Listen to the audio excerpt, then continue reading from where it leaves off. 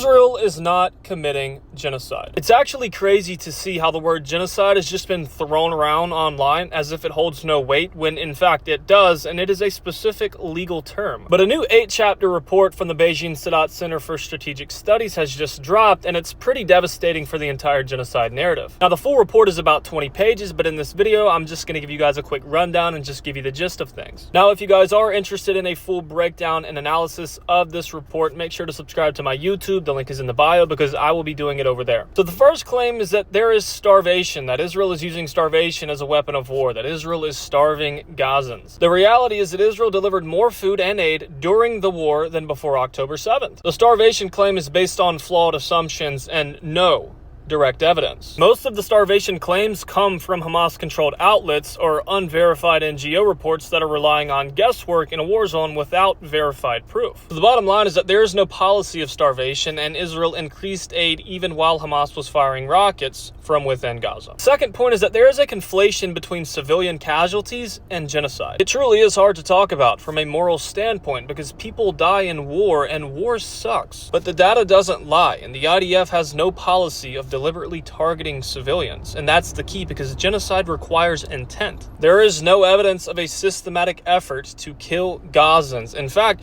the IDF often aborted strikes when civilians were present, even if that meant losing Hamas targets. If civilian casualties equate to genocide, then what do you call what Assad did in Syria? What about what Russia's doing right now in Ukraine, what they've been doing for years? Everybody wants to throw around the word genocide, but they don't want to be consistent, and they only want to apply that word to Israel. Point 3 is an obvious: inflated Gaza death tolls. We know that the death toll that is being produced, the number, is coming from Hamas. Been saying this since the start of the war, but the ministry does not distinguish between combatants and civilians, the ministry being the Gaza Ministry of Health. There have been numerous reports that have come out that actually show the discrepancy and the lies that the Gaza Ministry of Health has been producing with their death tolls, whether it's the identities of people, whether it's many deaths being counted multiple times, whether it's males who are 18 to 40 who are most likely to be fighters being deliberately labeled as civilians. It's the same tactic that Saddam used in Iraq, and it's the same thing that in other closed oppressive regimes that we tend to see